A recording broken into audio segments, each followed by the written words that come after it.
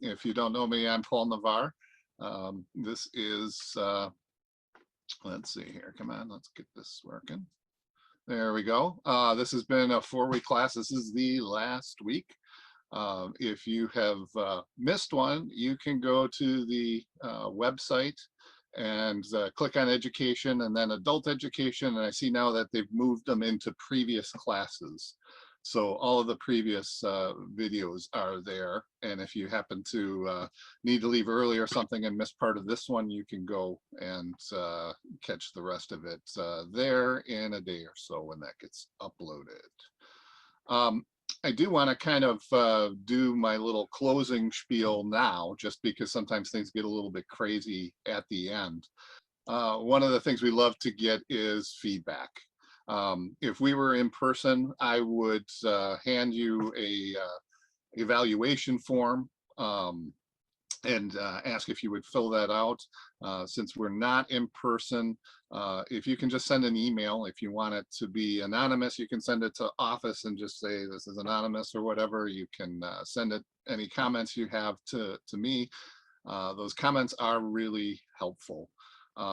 Actually, I'm gonna stop sharing for just a second, and I am gonna put into the chat a link to a document. This is the normal form that we hand out. You certainly don't have to fill that out, but if you'd like to see the types of things that we're asking for, you can download that form. Feel free to download it, fill it out, put it in an envelope and send it to the office or whatever. It really does help us when we're planning what other classes to do, to have some idea of how people found out about it, what they're interested in, those types of things. One of the questions that I'm particularly interested in is whether you would like more of these in the future on this topic. Obviously, we have only covered a tiny fraction of churches, and it kind of worked out to be a little bit more German-centric than I had originally intended, but I guess it makes sense. I've spent most of my time in Europe and Germany, so that's kind of what I gravitated towards. But we could, you know, we haven't hardly touched Spain at all, so much more to do. If that interests you, let us know. That might be something we revisit in the future. If you'd rather have new topics, that's useful to know as well. So if you have a few minutes and can send us a little bit of feedback, that is wonderful. So I want to, well, first of all, is there any other questions or comments before we kind of get rolling here? If not, I want to talk a little bit about the parts of a church. We kind of alluded to things in the past, but we haven't necessarily talked about them before. This is just kind of a generic church. This isn't any church in particular, but it's pretty typical for what you'd find in Europe. The first thing that you'll probably notice is that it's in the shape of a cross. Not every church in Europe is in the shape of a cross, but a lot of them are. Just as an example, this is the cathedral in Pisa. This is kind of a neat photograph because it's actually taken from the top of the Leaning Tower of Pisa, looking down at the cathedral. But you can see how it's in a cross shape. Now, the cross that we generally think of is a Latin cross, and that means that the vertical part is longer than the horizontal part, and the horizontal part is above the center point. But that's not the only cross. There's also a Greek cross, and this is Saint Sava in Belgrade. And if we look at the floor plan of that, you can see it looks more like a plus sign. So that's a Greek cross layout. And so if you go east, and again, we haven't gone much in Eastern Europe or in the Balkans or Greece or whatnot, but you'll see a lot more churches that are laid out in a cross pattern, but in a Greek cross pattern. Just to give an idea here, here's a layout of the Cologne Cathedral. You can kind of see how it's a cross shape there. This one is Notre Dame. And you don't necessarily think of Notre Dame as being in a cross pattern because it doesn't look like it from the outside. But when you see the floor plan, you can actually see that there's a cross. They just kind of built in chapels and things like that underneath the cross arm and above it. So it doesn't really feel like a cross, but there is a cross in there. So then going back to our diagram, the number 1 there, so you'd enter from the left. Number 1 is the narthex. We have 2 are the towers. Not every church has towers on either side of the narthex, but a lot of them do. 3 is the nave. So, you know, we think of that's where the pews would be, where the congregation would sit. Pews, though, are kind of a rather modern introduction. You know, back in the heyday of cathedrals, there wouldn't have been any pews there at all. People would have stood the whole time. There may have been a few benches for elderly folks, but for the most part, that was just standing. And during a mass, people would have moved around a lot more. You know, the priest would have gone up to the pulpit and people would have gathered around the pulpit. So the pews are kind of an invention of the Reformation. Back when, you know, it was, everybody was Catholic, so to speak. It wasn't very focused on the homily or the sermon. It was more about, you know, the different aspects of Mass.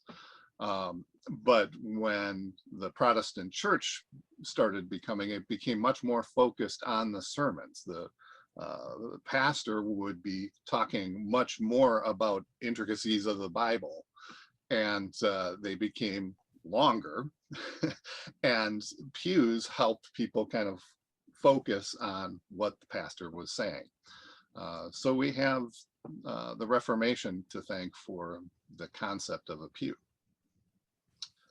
The number 4 are the aisles. So those round dots, those signify pillars that would hold up the structure. And so the space next to the pillars on the outside wasn't great space for sitting or standing because the pillars would block your way, but they were easy to walk in that way. And then we have 5, that's the transept. So that's the space that kind of forms the sides of the cross. And where the transept and the nave meet, number 6, that's called the crossing. And so the crossing kind of prevents a little bit of a structural challenge because you don't have any walls for support for the ceiling at that point. So very often what they do to help with the structural integrity and also for decoration is they put a dome there. So many, many churches have a dome right at the crossing. If you remember, a dome is kind of just a continuous arch in a circle, so it spreads out the forces more. 7 is the altar, of course. Then 8 is the apse. So that's kind of that usually semicircular recess in the church where the altar is. And then we have 9 is the ambulatory. So if you start in the aisle and you walk towards the altar, if you keep on walking, in many churches, not all, but in many churches, you can keep walking through the crossing and around and make a complete half circle around the space where the altar is. I haven't actually seen this, but I'm imagining that there were processions that would kind of walk around the altar. The bishop may come in with the Bible or what have you and walk around the altar. That's definitely possible in a lot of churches. And then those little bumps on the end there, number 10, they call those radiating chapels. And very often in the old days, those were used to display the relics that the church had. Oops. One thing that's not on here is the crypt. Again, not every church has this, but many, many do. This is generally a space underneath the floor of the church. This one happens to be St. Matthias in Trier. I just thought I would add a third church to Trier since we spent so much time there. This is not one of the ones that we looked at before. And very often a crypt will contain graves of wealthy or important people of the community. One of these happens to be the first bishop of Trier. This one is a very well lit and very clean looking crypt. Some of them are much more dungeon-like. Very often people don't even know they're there. If you go and visit cathedrals, sometimes you'll just see this little kind of dark stairway off to the corner. And as long as there's no, blockade in front of it or something, you can go down there and take a look. And some of them are very interesting. Besides having these kind of stone, containers for bodies, sometimes they're built into the wall, like this one is. And quite often you'll see little effigies of the person in suits of armor. It always makes me wonder, was this person on the Crusades? Or maybe they were just an accountant who embezzled enough money that they could afford to have their body buried in the church. You never really know. Some churches have very detailed history of who is buried in their crypts. Other ones, it's completely lost to history. You have no idea who's down there. But I always recommend going down to those crypts if you get a chance. Paul? Yes. What about the Baptistry? The Baptistry. So that's where the font is. In some churches, like the one in Pisa that we looked at before, it's a completely separate structure. The Baptistry in Pisa is well known for its acoustics. If you go and visit there, there'll often be a singer there just for the purposes of demonstrating the acoustics. It's really wonderful. Did you have more to say about that, Larry? Yeah, I just noticed that a lot of times they were separate. Yeah, I've never quite figured out why that is. I don't know if that meant they could do multitasking. They could have baptisms going on while other stuff was going on in the main building, or if it was just such a significant thing that they wanted it separate. But yeah, some places are completely separate. Some are a little indentation off of the main church, and some just have a font right in the church. And I don't know much about that, if you want to know the truth. Other questions or thoughts just while we're here? Well, I had a comment on some of the churches we were in Europe. Why they have the those tombs down below in the second or in the basement, let's say. Mm-hmm. But they also had them marked on the floor up above, and I think that way I kind of gathered that people that had a lot of money and put down there, they also had the thing marked up above on the floor. Right. There were definitely lots of opportunities to contribute to the church in one way or another, and different ways of having your contributions recognized. Yeah, each church was different on how they handled those things. But most Catholic churches have indications of wealthy people having contributed large amounts of money for being recognized in the church somehow. When we were talking about pews, this isn't a Catholic thing, more of a Protestant thing, but when pews were first introduced, they were very expensive, and churches didn't buy pews, but individuals bought pews. So you might buy a pew for your family. And those became jealously guarded. Some pews are even like locked up. So the only people who could possibly sit there were the family who bought the pew.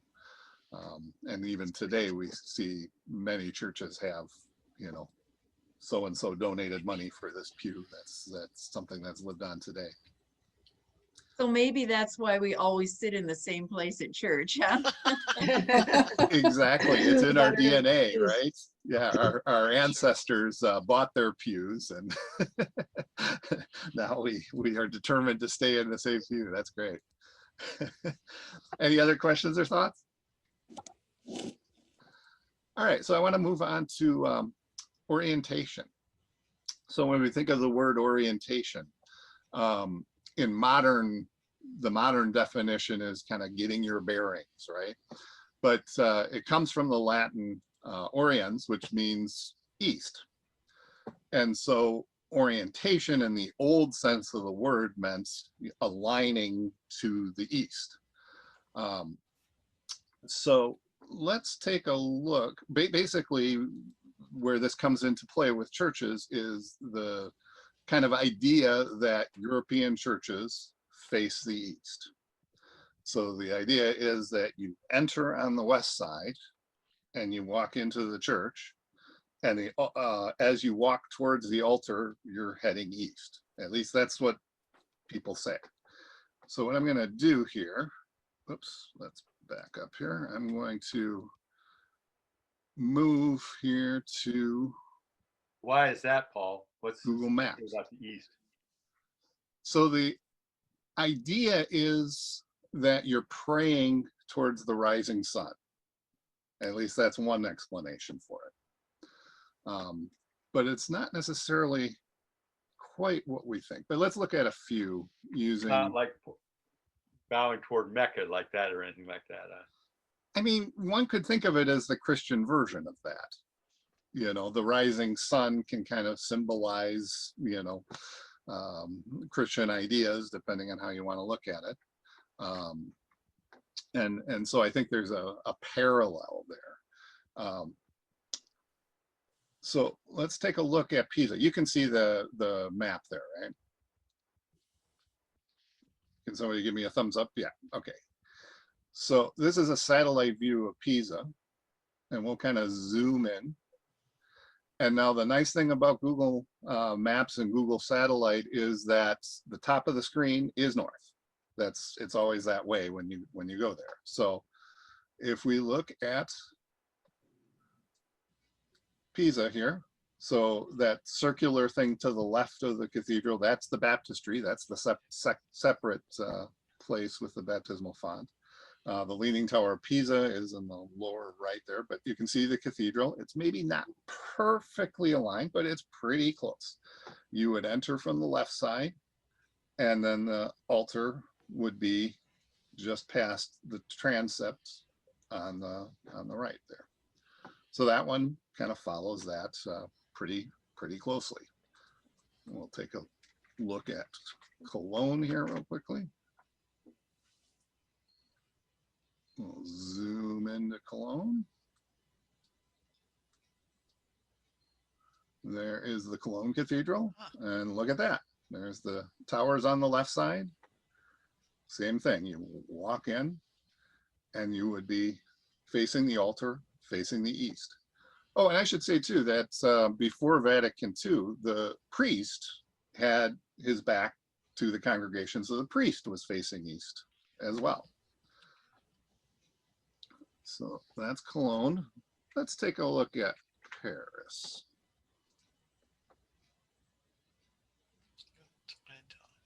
So we will zoom in here. Okay, so now here it gets a little wonky. Oh, So it is still east-ish, but it's really southeast. And now if we back out a little bit, we can see it kind of parallels the river here. So maybe that had something to do with it. Well, let's see here. Take a look at, we'll go back to Trier because why not? You love it. So here's the Trier Cathedral. So that one's a little cockeyed as well. So we'll, since we're there, we'll go down, and there's the Protestant church. But of course, that wasn't built as a church. So it's not surprising that that's not oriented, but it's still slightly east if you want to think of it that way. I'm assuming that's just chance, but you never know.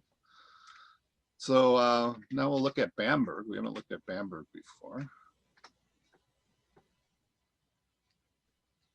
Bamberg has a really nice cathedral as well. There we go. Whoa, what's going on here? So this one's a little bit funny because it's got towers on both ends and it's got rounded parts on both ends. But if we look, this is called the Domplatz on the right, kind of right northwest of the church. Domplatz means the cathedral plaza, and the main door is on the right side. Yeah. So this church is facing the opposite direction and is at an angle as well. And we'll just look at one more here, Augsburg. Another church we haven't really looked at, but is interesting. Zoom into Augsburg. And look at that. That's exactly the same way. You enter from the east and go to the west. Okay, so what's going on there? So if we go way, way back to the temple, the Jewish temple was believed to be actually oriented the other way, oriented so you're facing west. And so many of the early Italian Roman churches are actually oriented that way. Now, there's not that many that are existent, but many of them are oriented that way. And that old tradition stayed active in some parts of Europe much, much later. So the Augsburg and Bamberg, they were following that older tradition. But when you get to about 1100 or so, the tradition became to face the sun rising in the east. So now the question is, why weren't they square? Some were, but many, many weren't. Let me share my, get this going here.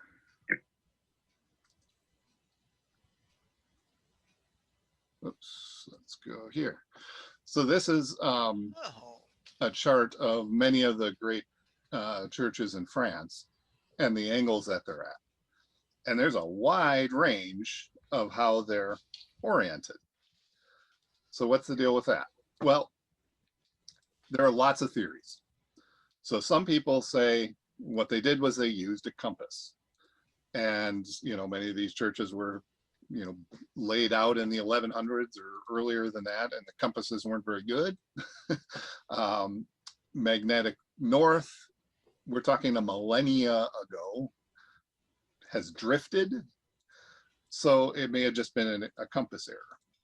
Other people say, well, no, what they were really doing was building it to where the sun rose. And the sun rises at different points at different times of the year, and it depends on your latitude. So depending on when you lay it out, you might look at the sun, lay it out to the sun, and then 3 months later, it's not the same direction anymore. Now, other people have said, well, there's a more interesting theory, that is that pretty much every major church has a patron saint. And so maybe they laid it out so that it's where the sun is on the patron saint day of the patron saint of the church. Well, there's a couple that follow that or seem to, like Stephansdom, the St. Stephen's Church in Vienna, kind of lays out that way. But somebody did a study of all the churches in England and found out that very few of them actually do.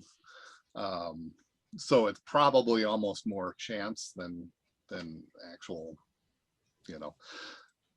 And I think a bigger factor, like we saw with Notre Dame, is the geography and just what else was there when they did it. So I think most architects kind of gave a nod to what direction the sun is in and how they could build it within the constraints that they had to work with. But it is not accurate to say that European churches face east. They faced east-ish. Hey, Paul, this may be a little bit irreverent, but how can you have a bad compass? Have you ever, like, when you were in grade school, made a compass? I thought that was So pointed, like you magnetize a piece of metal and put it in water kind of thing? sure. If you ever done that, the thing is going like this. Okay. Yeah, it's not great. Okay, all right. Very So, who knows? But just throwing out some theories. But if you had it in your mind that they faced east, don't use that as a directional because it's not exactly quite right. What that does do, though, is it creates a wonderful term called liturgical east.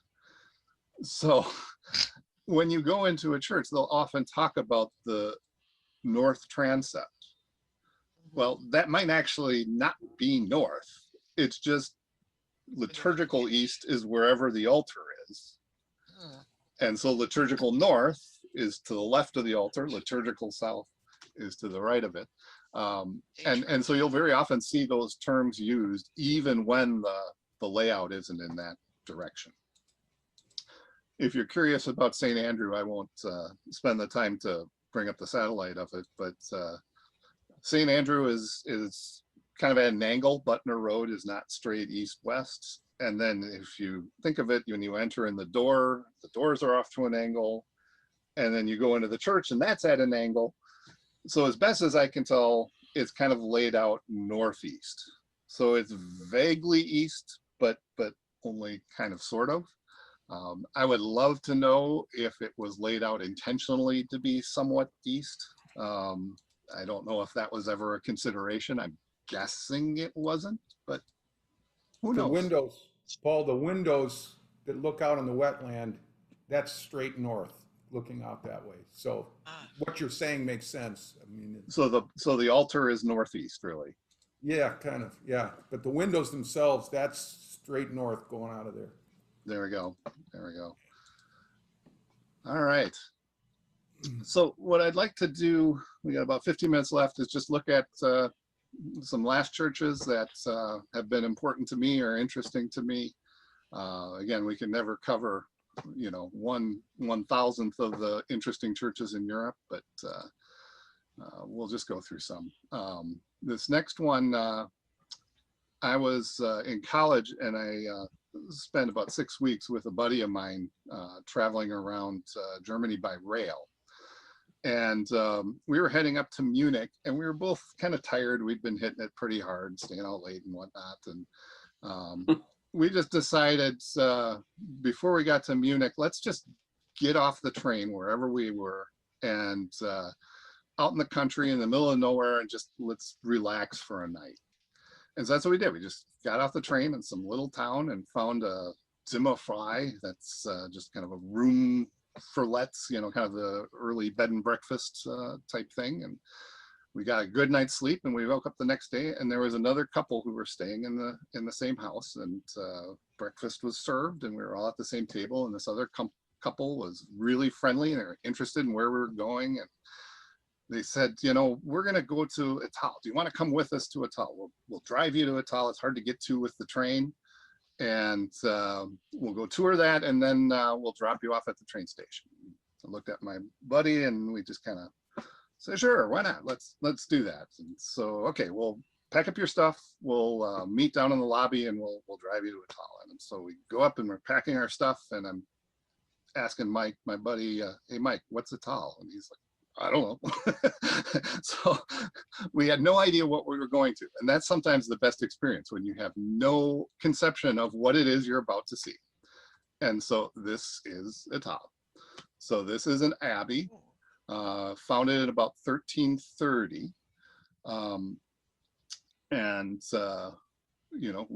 Wonderful grounds, the mountains in the background. It's really, really pretty. But we're kind of looking at this building going, this is nice, but it's not that special. And then we walked in. Oh, oh, So this is high Baroque. yeah. So It ain't broke, don't fix it. this was a case where a pretty devastating fire kind of helps out us a little bit, because in 1744, the Abbey Church, all destroyed by fire. And so they rebuilt it using the Baroque style. It's just amazing.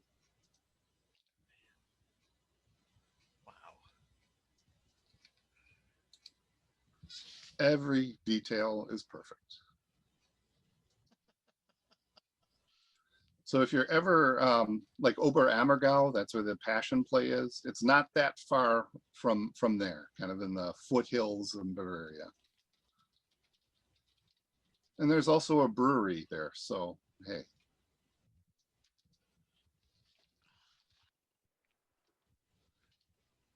And let's move over to Ulm. I mentioned New Ulm in Minnesota before. New Ulm is where Herman the German, the big statue is. Well, this is the OG here. This is the original Ulm. This is the Ulm Minster. So this is the tallest church in the world. Between 1890 and 1901, it was the tallest building in the world. It was the tallest building in Europe until 1952. It's a Protestant church. And it has kind of an interesting parallel to Cologne. This church was started in 1377. They worked on it for about 150 years and they stopped. Same kind of problems with the one in Cologne. You know, they bit off more than they could chew. It was super expensive. They didn't have money. Maybe it was going out of style, so they didn't feel so, you know, wanting to stick with it. And then they eventually started building in 1844. They started to finish it off. Now they started just a little bit after Cologne, and the original plans for this would have made it 10 meters shorter than it is now. But they saw how tall Cologne was, and they realized we could just redesign this a little bit, add 10 meters, and we could be 4 meters taller. So that's what they did. So there's a view from the front of it. That's beautiful. Wow. And the inside. Mm. One of the things I really like about this this church is the stained glass. It's not nearly as large as like Notre Dame in terms of the surface area of the stained glass, but it's exceptional. This is from 1440, and Wow. it's original glass. St. George. And there's the altarpiece. I love this altarpiece because it's got both wood carving and paintings on the side. And another view of the stained glass. This church has a really severe problem that it shares with a lot of other churches around Europe, and that is, believe it or not, urination. Because of its location, it's right near this big open space where they have a lot of festivals, and at least according to the church, they don't put out enough porta potties. And if you've ever been to a German festival, there is a lot of beer. And so people kind of use the flying buttresses. If we go back here, all these flying buttresses here as cover and relieve themselves. And it's very bad for the stonework. It dissolves the stone. And they spend hundreds of thousands of dollars a year on dealing with the results of urination. And there are millions of dollars spent all around Europe on that same problem. And so it's kind of funny, but it's really sad. And they're working on things like special paint coatings that are super reflective. And so the idea is that it comes right back at you, so it'll discourage people from doing that. You know, according to the church, their basic thing is just get more porta potties out, please. That will help, you know. And I want to go to Berlin here. This is the a shot from right about the turn of the century, about 1900, the Kaiser Wilhelm Church in Berlin. This was only built in 1890. One of the things that's interesting about it is that Kaiser Wilhelm II built it largely to counter the German labor movement and the socialist movement. So this was intended to be a return to traditional religious values. You know, he saw the socialists as a threat to the monarchy and was hoping that by building this church and many others in Germany, that would instill religious fervor and would tamp down the socialist threat. So some echoes of some of the politics we hear today. But the main reason why I'm showing this church is because this is what it looks like today. This is called in German the Gedächtniskirche in Berlin. It's the memorial church. So like most of Berlin, it was very heavily damaged during the war. And after the war, they had a lot of arguments about what to do with it. Some people wanted to just rebuild it back to the way it was. And eventually what they decided to do was keep this existing tower in more or less the condition it was at the end of the war and have that be a memorial, and then build a new church right on the same grounds. So what you see on the right of it is the belfry. It's kind of a freestanding belfry of the new church. And that is the new church itself. So that's the location of it. It's, you know, before the wall came down, this was kind of the heart of West Berlin. It was really a focal point. Everybody seemed to wind up there.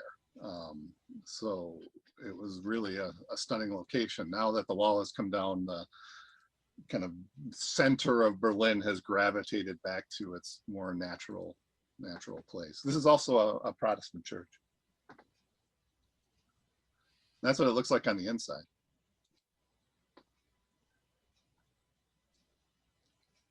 And then we got about 5 minutes left, so I'll go maybe one more church here. This is Wittenberg. So we all know Wittenberg for where Luther nailed the theses on the door, or at least that's how the story goes. This is the Castle Church, also a Protestant church, naturally. During the 7 Years' War, it was pretty much completely destroyed. So what we see is the rebuilding of it. That was in 1760. So they rebuilt it fairly quickly and rebuilt it to the original style. That is Martin Luther's grave. That's where he's buried. Melanchthon is also buried in the same church. And if your German is up to snuff, that's "A Mighty Fortress is Our God," written around the tower. And there's the inside. I just love that ceiling. It is so neat, the vaulting there. And then this is the door. So the door no longer exists, the original wooden door that would have been there. So they replaced it with this multi-ton metal door with the 99 Theses printed on, 95 Theses printed on it. And by some accounts, this is the most photographed door in Europe. And I know when my family was there, we trotted in front of that door and had our pictures taken because of course we did. Oh, it looks like we have just a couple more minutes, so I'll go one more place. I did want to at least get to Spain once. Barcelona? So, yeah, this is Barcelona. This is a rather recent church, started in 1882. It's connected with Antoni Gaudi.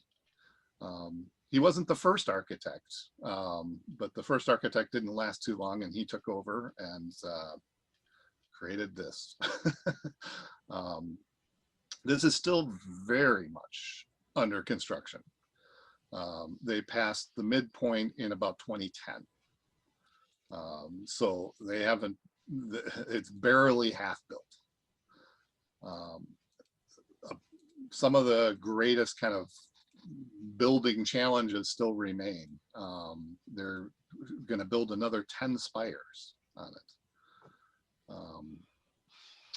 It wasn't actually consecrated until 2010. Amazing.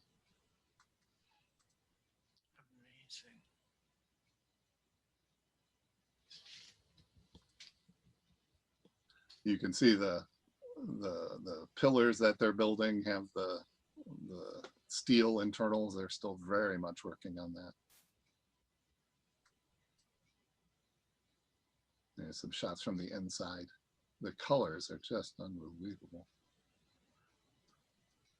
I'll look straight up to the ceiling. The pillars were intended to kind of evoke trees. You see how they kind of branch out to hold up the ceiling.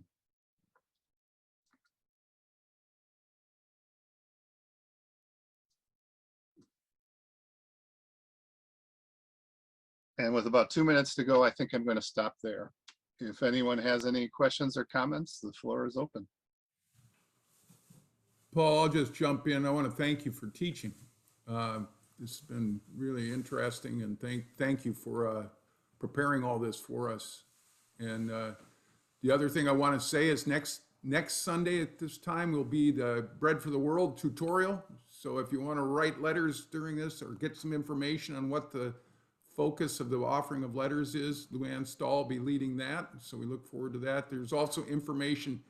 Be sure to look at the weekly news for today, and there's an insert that has information on that. And then Easter, we will not have adult education class then on Easter, but the next one's going to be Karen Klingelhofer is going to focus on women of the New Testament during the Easter season. So that should be an interesting topic. Been teasing the council that they need to take that class on women of the New Testament, and Karen promises to deal with Elizabeth, who during this. So that's a bit of an inside joke from the Super Bible Bowl. But again, thanks, Paul. Appreciate it. We can just appreciate your work on all this. Thank you very much. Thanks a lot. Any last questions or comments before I Paul, dismiss Paul, you? there was a question in the text chat box. I mean, where is the last church with all the spires under construction? Oh, in Barcelona. Paul, Yes. we were over there in the early 80s, and it seemed like a lot of the churches they were having to clean because of pollution in the air. Yes. Hey, sweetie pie. No, that's a big Hey. problem. And to some extent, a lot of the churches are kind of debating how to deal with that also from an aesthetic standpoint, because many churches are in people's minds as having a dark tint to them. And so if you really clean them thoroughly, all of a sudden they're a different color. But also just in terms of, the stone dissolves because of the acid in the pollution. And that can cause structural integrity problems as well. So that's an ongoing problem. I One of know the- we saw a lot of scaffolding Yeah. around churches. That's very true. You will always see, if you travel around Europe, you will see a bunch of scaffolding. I would like to be in the scaffolding business in Europe. I always Yes, said that. absolutely. Yeah, one of the things that's different about how they do things over there than here is financing. When I worked in Europe, I had to fill out a form, and one of the questions was, are you Protestant or Catholic? And the reason they asked that question was because a portion of your taxes would go to one church or the other. And now you can opt out. You can say, you know, I don't want to pay anything to either one, and you'll get a little bit more money in your packet. But most people will choose one or the other. It kind of brings up the interesting statistic in Finland that there are more members of the Finnish church than there are people who believe in God. But the good news about that is that there's at least some underlying financial means, even if religion isn't as popular in Europe as it once was. But given the size of these buildings and the condition that some of them are in, it's not nearly enough money to do what they really would like to do. Yeah. Paul, I have a question that you might know.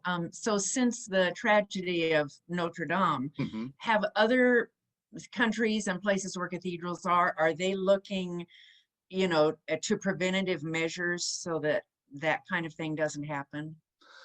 I mean, I haven't heard a lot of talk about that specifically. You know, what happened with Notre Dame was a construction accident.